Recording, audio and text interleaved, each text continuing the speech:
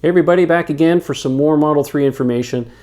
First, I want to apologize if you haven't seen the videos for the last couple weeks. That's because after the Tesla event, my wife joined me in San Francisco and we took a little bit of a vacation.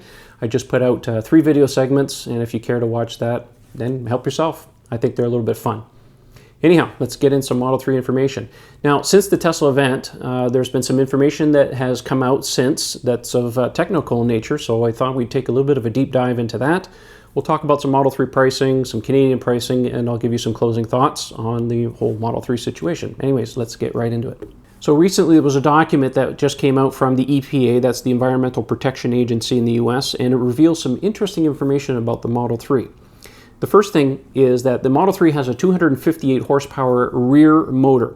And interestingly enough, it's a permanent magnet motor, which is different because Tesla's used induction motors on the Model S and the Model X.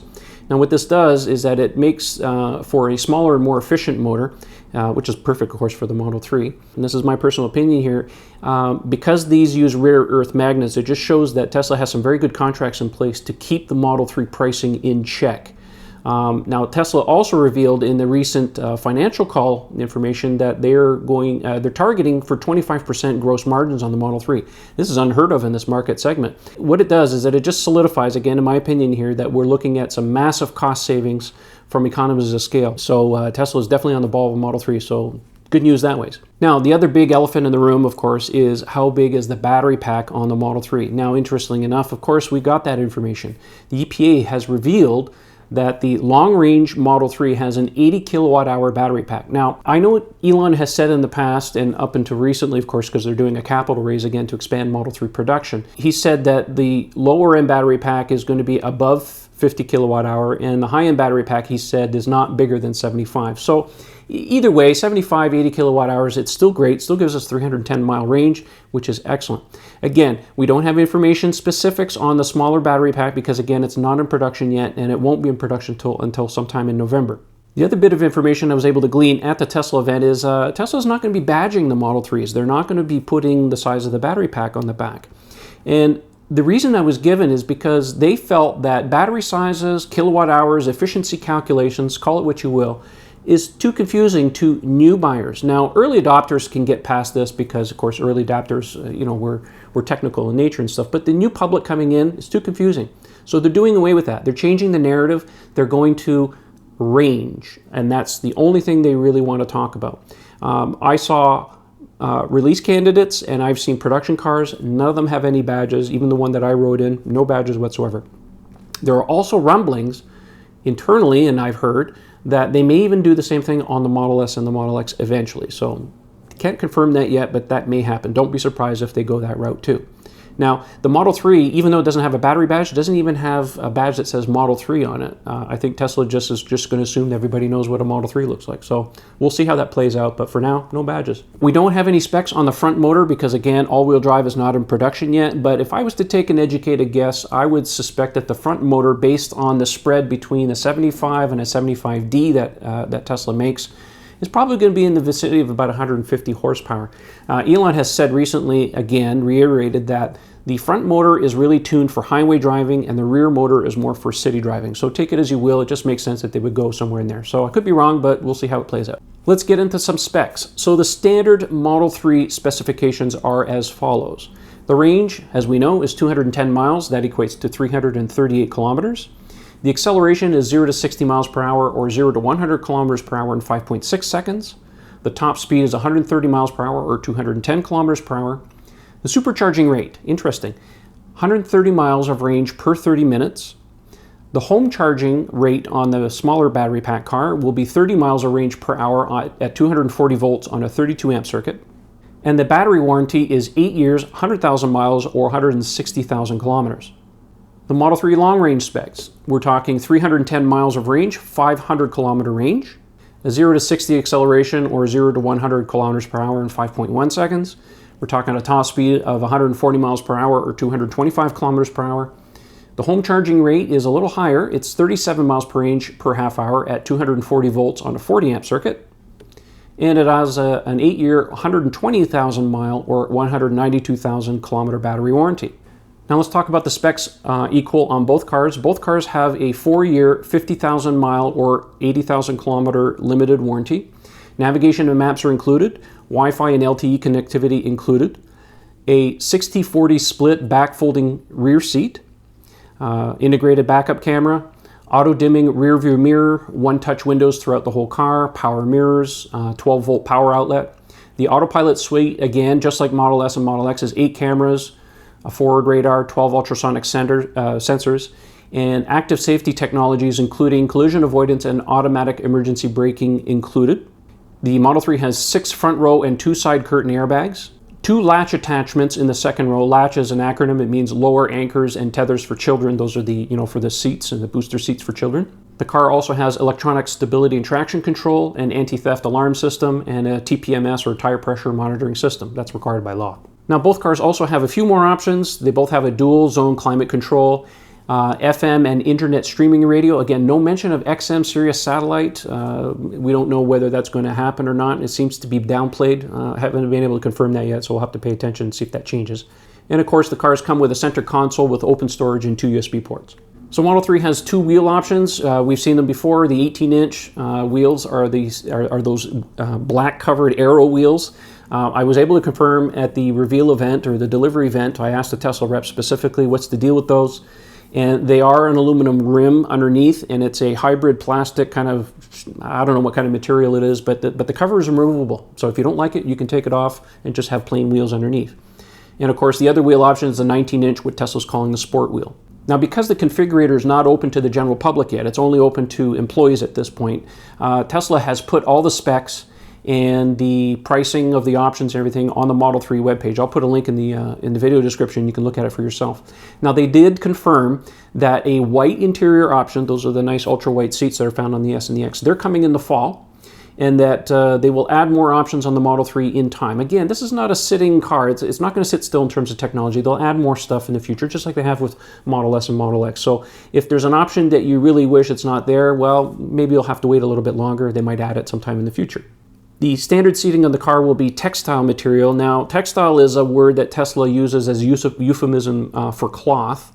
But in the Model S, if you look at what they call textile, it's not really a cloth. It's kind of like an artificial leather, kind of like a vegan thing as well. Again, the Model S has nothing but vegan interiors now, so I suspect we'll have something very close to the multi-pattern seats in the Model S. By the way, if you haven't seen those seats, try and find a Model S that has them. I think you'd be pleasantly surprised. They're actually really nice. Now, the premium package is available on the Model 3, and it's a $5,000 US option. It includes the following features. So it has a premium heated seats and cabin materials throughout, including open pore wood decor and 2 rear USB ports. When I was at the test drive event, I got a chance to touch all the materials in the car, and I want to say the Model 3 interior is spectacular. It's all soft touch. It's really nice to have the Alcantara liner. Again, that's for the premium package. The base car may just have a cloth liner, but it's a really nice touch to see that in the car. Now, the premium package also includes 12-way power adjustable front seats, steering column, and side mirrors with custom driver profiles. The premium audio system, surprise, surprise, I wasn't expecting this. It comes with more power, more tweeters, surround speakers, and a subwoofer. The tinted glass roof with ultraviolet and infrared protection. Now, I want to make it very clear here. The optional glass roof is not the window in the back. That large piece of glass that's like taking the Model X front windshield and putting on the back, that's standard on all the cars. What they're talking about is the optional piece of glass that's right above your head as the driver or the passenger, that 2-foot section. I think the standard car is going to have a metal roof, surprise, surprise, and the premium package gives you that glass piece. No mention of a sunroof. Again, that's something they may add in the future, but right now it's all glass. That's all they're making for the time being.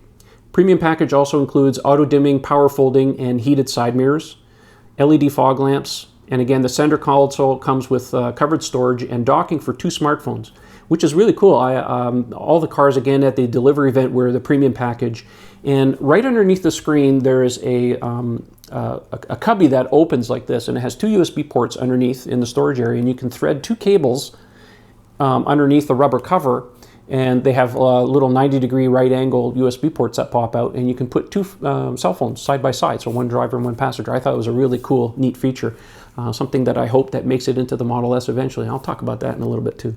Those of you who want specs on the car, well, here you go. The length, 184.8 inches. The width is 76.1 inches, not including the mirrors, of course. The height is 56.8 inches. The ground clearance is 5.5 inches. Headroom on the standard roof will be 39.6 in the front, 37.7 inches in the back. With the all-glass roof, it's 40.3 inches in the front, 37.7 in the back. Luggage capacity, 15 cubic feet. I don't personally think that they're including the size of the frunk in the front. I think they're just talking about the rear. So excellent news. Both cars get coil suspension. There's no mention of air suspension at the moment. I think if they're going to do air suspension, they may tie that more into a performance version of the car. That could be delivered sometime next year. Elon did confirm recently that they are going to be doing a performance version, but not until next year. Production's too important right now to get that ramped up. Let's talk about weights. The base Model 3 is coming in at 3,549 pounds. That's 1,000 pounds lighter than a Model S. The larger battery pack is coming in at 3,914 pounds. Now, I want to make a point about this. The Model 3 is only about 5% smaller exterior dimensions than a Model S. Now, there's been a lot of talk on the internet. Of course, I hear this all the time. Oh, the Model 3 is all steel. Tesla's never said it's all steel. They said it's a hybrid of aluminum steel. When I was at the delivery event, I had a magnet in my pocket, and I pulled it out before I got in the car, and I touched a bunch of body panels. Guess what? They're all aluminum. Now, aluminum is not some kind of crazy new metal and stuff. They're using it on all kinds of cars today. Even the Chevy Bolt has aluminum body panels. So I don't think that you can shrink a car 5%, shave 1,000 pounds off, and make the whole car out of steel. I still believe that this is mostly an all aluminum body with steel in the protection areas that are need to be. This is excellent news for some of us who live in the northern climates where they salt the roads to death. It just means that your car's not going to rust in 5 to 10 years. Good news. Now, every Model 3 is going to come with a 20-foot mobile connector with a storage bag, and it includes a J1772 public charging adapter. That's the little clip-on piece you put on. I've talked about this in the past, so you can use public chargers. It's also going to include a 240-volt NEMA 1450 adapter you can put on the end of that, and also include a 120-volt NEMA 515 adapter. Again, it's the same kind of setup as the Model S universal mobile connector that comes with the car, so some good flexibility for those who need to charge at home. I want to say a few words about the whole Model 3 pricing situation. Now, there's a lot of talk on the internet right now that Tesla is not delivering on the $35,000 price promise. Now, I predicted that the internet was going to do something like this because the media did the same thing with the Model S and the Model X. When they first came out, they were fully optioned cars, and the media thought that this is all they were going to make and they were not going to make cheaper versions. That's not true. Tesla needs to make some money back, and the only way to do that is to make fully optioned cars at first. Now, Elon said they were going to do this a year ago, but a lot of people forgot about it. So they are indeed going to make a $35,000 car, but not until November. They need to make some money back, so just be patient. Now, currently they're making the long-range version of the car, which is $44,000 US. And they also come equipped with the premium package, which is $5,000 for a total cost of $49,000. Now, keep in mind, these cars are made for employees and employees only, and the general public won't have access to the Model 3 configurator and to order their cars until sometime in late October. So right now, they're making the premium car. The employees still have a choice whether they want autopilot or full self-driving. That tacks on another $8,000. So now, fully optioned on the Model 3, you're looking at about $57,000. Again, I want to reiterate, these are going to employees. The general public will have access to start configuring sometime in the month of October. And when your number comes up in your geographical area, you'll have more flexibility. You won't have to buy the fully optioned car. You'll have more choices down the road. Now, since we're on the topic of pricing, I want to take just a few moments here and just do a little bit of a deep dive on what Canadian pricing is going to be like. After all, I'm Canadian. We have a lot of Canadian followers, so let's talk about this. Tesla recently has adjusted the Model S pricing, reduced them because of the stronger dollar. So based on that, we can do an accurate estimate of what the Model 3 Canadian pricing will be. So let's take a look at this. So if we use the same exchange rate factor in effect on the Model S, which starts at $69,500 US, and the Canadian price on that is $90,500. So the multiplier ends up being 1.302. So if you take the base price of the Model 3 at $35,000, you end up with a base cost of $45,570 Canadian. So let's round that up to $46,000. The long-range Model 3 coming in at $44,000, and I'm going to use the same conversion rate what they use for the Model S 100D because, of course, that's the next battery size up. So that yields $56,570 Canadian. So let's round that up to $57,000 on the long-range car as a base price. Now the other options, interestingly enough, are priced the same way as the Model S, so at least we have a basis to calculate these into Canadian dollars. So let's take a metallic paint, for example. $1,000 US on the Model S, it's $1,300 Canadian, so there you go. Sport wheels, $1,500 on the premium paint on the Model S, so we know the conversion rate will be about $2,000 Canadian.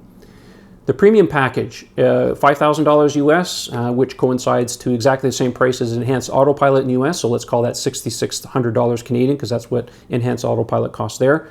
Again, Enhanced Autopilot is $6,600, so another $6,600 there.